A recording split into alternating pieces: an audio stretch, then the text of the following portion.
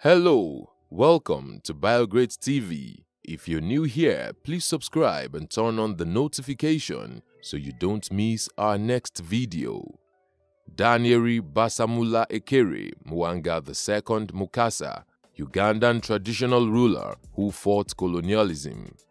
Danieri Basammula-Ekkere Mwanga II Mukasa was the traditional ruler or Kabaka of the Kingdom of Buganda in the present-day Uganda.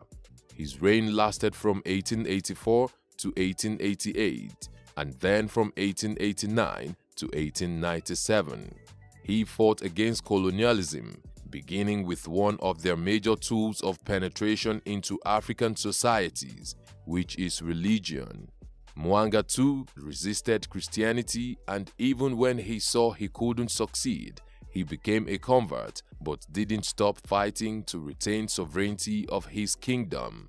He was born around 1868 at Nakawa.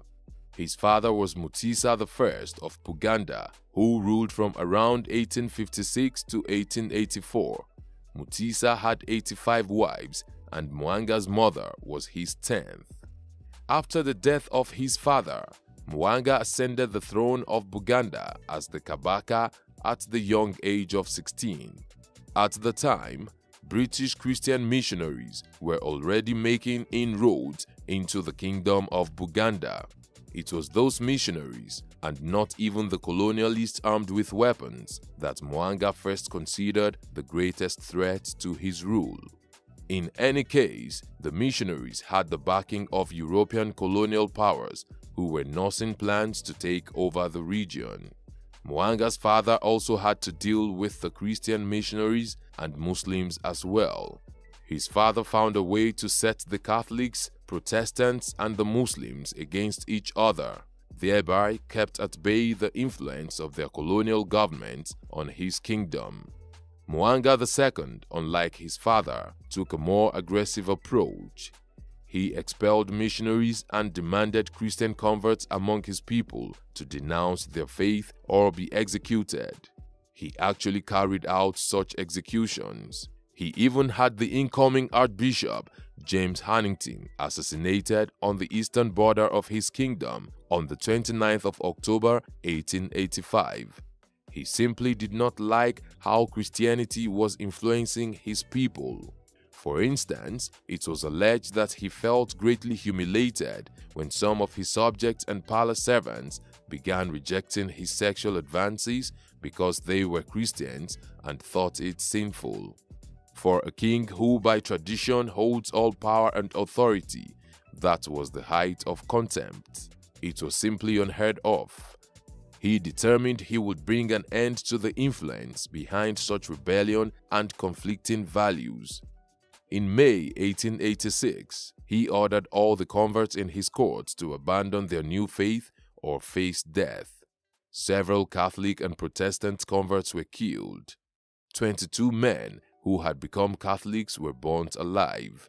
They became known as Ugandan martyrs.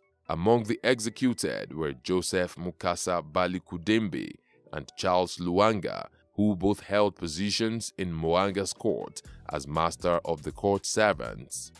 They had repeatedly defied the throne by rescuing royal servants in their care from being sexually exploited by the king.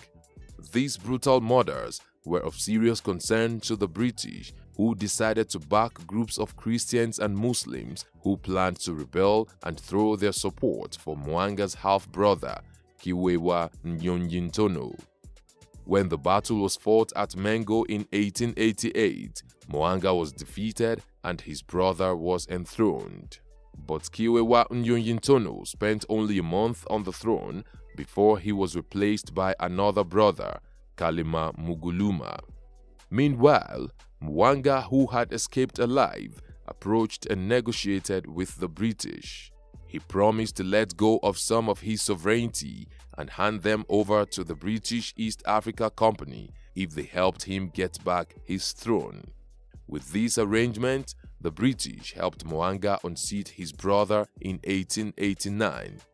Mwanga himself converted to Christianity. However, his romance with the British did not last for so long. Mwanga had agreed on the 27th of August 1894 that Buganda became a British protectorate. But 3 years later, he decided he needed to get his full sovereignty back. On the 6th of July 1897, war was declared on the British and Mwanga proceeded to attack. But he was soundly defeated on the 20th of July 1897 in Budu. He escaped to German East Africa, which is modern-day Tanzania, but he was caught and imprisoned.